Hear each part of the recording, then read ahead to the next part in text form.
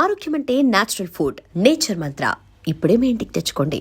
And యాక్చువల్గా ఆయన career అంతా కూడా ఒక సక్సెస్ వచ్చే వరకు ఆయన దేనికోసం ప్రయత్నించారంటే, నేను రైటర్గా సక్సెస్ అవ్వాలి. ఆయన చాలా బలమైన రైటర్. ఆయన రాసిన 8 సినిమాలకి ఏమో రాశారు. Wonderful writer. ఆయన రాసిన కథలు ఇప్పటికీ ఉన్నాయి. రవిరాజ గారి దగ్గర సవ్యసాచి అని ఒక కథ ఆయన దగ్గర.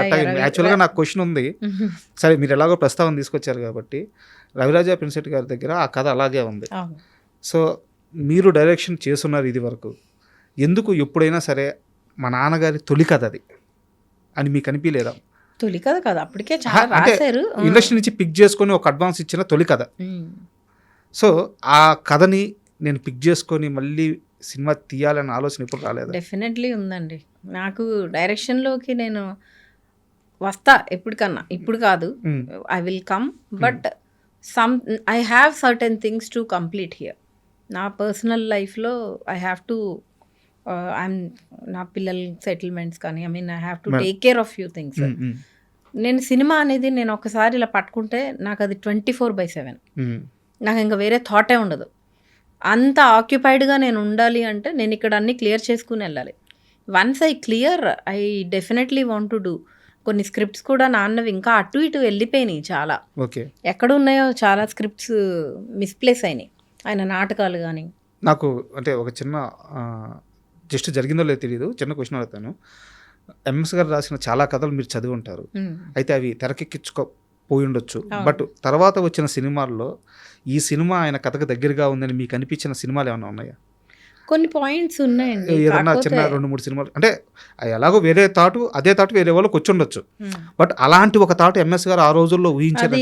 యాజ్ ఇట్ ఈజ్ అయితే ఎందులోని రాలేదు, ఎందుకంటే జస్ట్ ఏదన్నా సినిమాలు చిన్న అంత ఆయనది చాలా ఒరిజినల్ స్టోరీ టెల్లింగ్. ఓకే, ఆ స్టోరీ టెల్లింగ్ ఆయన కథలోంచే రావాలి, వేరే వాళ్ళ థాట్ ప్రాసెస్ లోంచి రాలేదు. ఓకే, సో ఆయన కథలన్నీ నాకు తెలుసు. ఒక కథ ఉంటుంది, అంటే జస్ట్ పాయింట్ చెప్తున్నాను. పాటిమన్ను అని ఒక స్టోరీ ఉంది. అది మా ఊర్లో ల్యాండ్ చాలా ఫర్టైల్. ఆ ల్యాండ్ కోసం యుద్ధాలు జరిగేవి, అంటే ఆ మట్టి కోసం.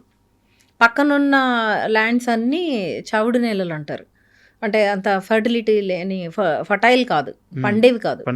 సో ఈ ల్యాండ్ కోసం అప్పట్లో అంటే మేము పుట్టలేదు అప్పటికి, చాలా పెద్ద పెద్ద మర్డర్స్ ఇవన్నీ కూడా జరిగేవట. దాని మీద ఒక బ్యూటిఫుల్ స్టోరీ రాశారు. ఓకే, ఆ స్టోరీ కనుక తీస్తే it will go like crazy. నాకు నెరేట్ చేశారు నాన్న లాస్ట్ డేస్లో.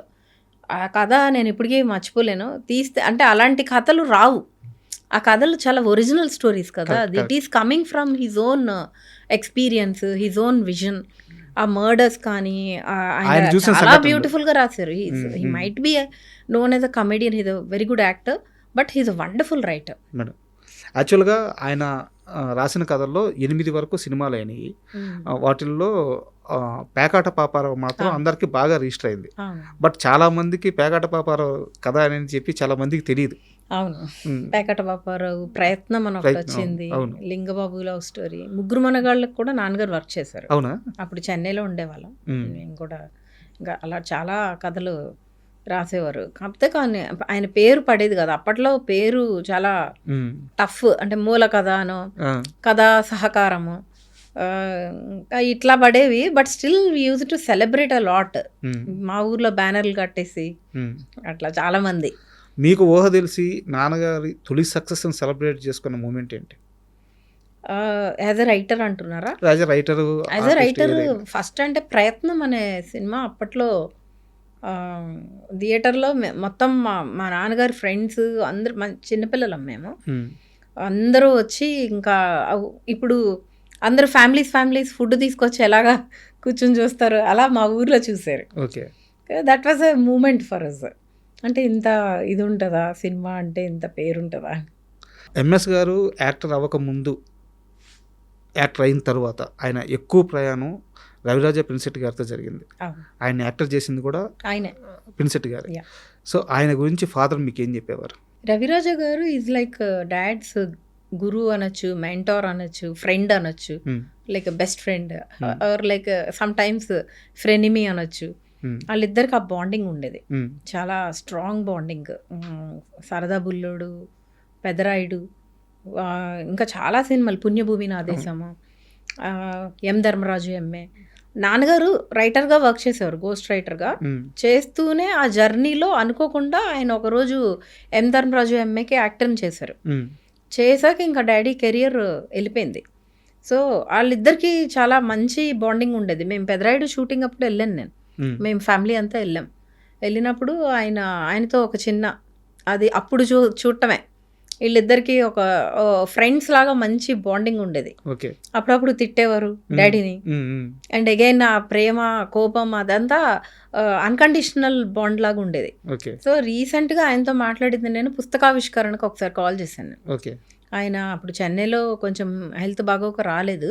But he so fond of my father. And ఆది గారితో నేను ఒక మూవీ చేయాలి అది డైరెక్టర్గా. అప్పుడు ఆయనే అడిగారు, నువ్వు చేస్తున్నావంట కదా బాబుతో చెయ్యి అని. So he felt so happy genuinely. Industry నుంచి somebody showing that love and ఇది అంటే అది ఇప్పుడు వచ్చింది కాదు, నాన్నగారి దగ్గర నుంచి స్ట్రాంగ్గా వాళ్ళిద్దరికి ఉన్న బాండ్ నుంచి వచ్చింది. అండ్ నాన్నగారే ఒక ఇంటర్వ్యూలో మాట్లాడుతూ, నన్ను నటుని చేసింది పినిశెట్టి గారు, బట్ నన్ను నా చేయి పట్టుకొని అలా ఇంకో స్థాయికి తీసుకెళ్ళింది మాత్రం ఈవీవి గారు అని చెప్పి చెప్పారు అనమాట. సో ఈవీవి గారి ఫ్యామిలీతో మీకున్న అసోసియేషన్ ఏంటి? ఫ్యామిలీతో అంటే నరేష్ గారితో ఐ ట్రావెల్డ్ అ బిట్ అండి. నేను ప్రొడక్షన్లోకి వచ్చాక హీ ఈజ్ వెరీ అంటే వెరీ ప్యాషనేట్ గై.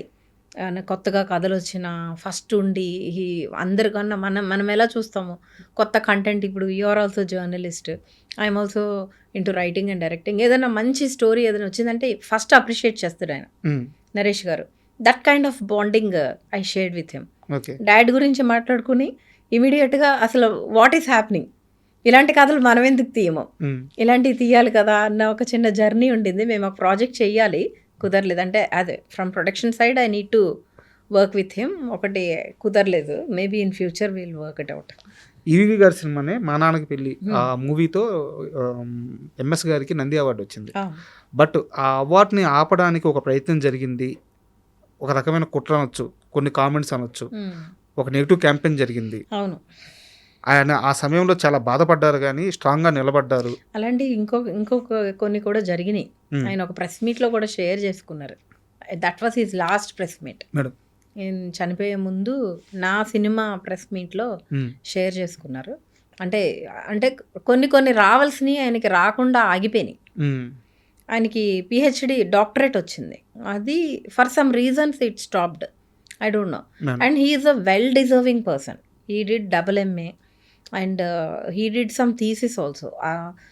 అది కంప్లీట్ అవ్వలేదు, ఆయన చాలా బిజీ అయిపోయారు యాక్టర్గా. చెన్నైలో ఉన్నప్పుడు he did PhD on Raviraja గారి ఫాదర్.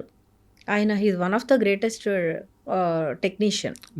సో ఆయన మీద నాన్నగారు ఒక థీసిస్ చేశారు, అది సమ్హౌ వర్కౌట్. అంటే లాస్ట్లో ఎందుకు అవ్వలేదు, ఇంకా అంత బిజీ అయిపోయారు నాన్న, అది కుదరలేదు. సో ఈయనకే ఒక డాక్టరేట్ వచ్చింది అప్పుడు ఫారెన్ యూనివర్సిటీ నుంచి, అది ఆగింది. అది ఎందుకు ఆగిందో తెలీదు.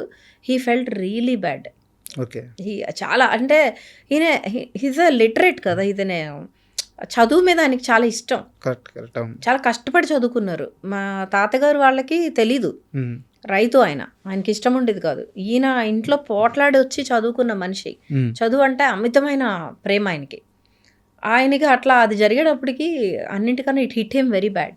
అంటే అది ఉండిపోయింది, ఆ కళ ఆయనకి తీరలేదు. ఎంత లేదనుకుంటా, ఎంత మాట్లాడుకున్నా అవార్డ్స్ విషయంలో ఎంఎస్ గారికి అన్యాయం జరిగింది అంటే ఒప్పుకుంటారా?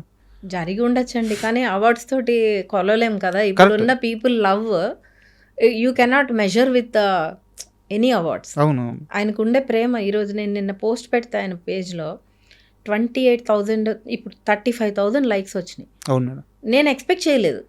అంటే ఇంత ప్రేమ నాన్న మీద, అది ఎవరు ఆపలేరు కదా. It is beyond awards, it is beyond doctorate, it is beyond anything.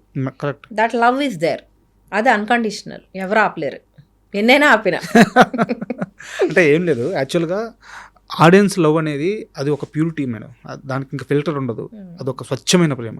But ఇప్పుడు కొన్ని దశాబ్దాలు దాటిన తర్వాత అయినా కొలవడానికి పద్మశ్రీ వచ్చిందా, డాక్టరేట్ వచ్చిందా, ఇలాంటి కొలమానాలు వచ్చే రోజులు వచ్చేవి ఆగినాయి. ఆయనకి రావాల్సినంత అయితే రాలేదు. రావాల్సినంత కానీ మేము అది మేము చూడట్లేదు, ఆ పార్ట్ ఎప్పుడు చూడలేదు. ఇట్స్ ఓకే, మనిషి ఎంత అచీవ్ చేసినా ఇంకేదో రావాలని ఉంటుంది మనకి. We are happy with what he is happy. Only the చిన్న పెయిన్ ఉండేది, ఇలాంటివి జరిగినప్పుడు బాధపడేవారు. అగైన్ మళ్ళీ heal come back and he work. And for more videos, Please subscribe to iDream. Please subscribe to iDream. Please subscribe iDream. And please subscribe to iDream. For more videos, subscribe to iDream. please like, share and subscribe to the channel. Congratulations, iDream. Subscribe to iDream. Subscribe to iDream. So subscribe to iDream Media. iDream ki iDream team andarki huge congratulations. Please subscribe iDream Media. Please subscribe to iDream. Subscribe iDream. Please subscribe to iDream. iDream అంటే నా కళల ఛానల్ను subscribe చేసుకున్న నోరు తిరుగుతలేదు, మీరైతే గంట గుర్తు కొట్టండి. For more such videos, please subscribe to iDream. Subscribe to iDream. Please subscribe to iDream. Please subscribe iDream Media. Please do subscribe to iDream. Please subscribe to iDream Media. For best entertainment and information, please subscribe iDream. And don't forget to subscribe to iDream.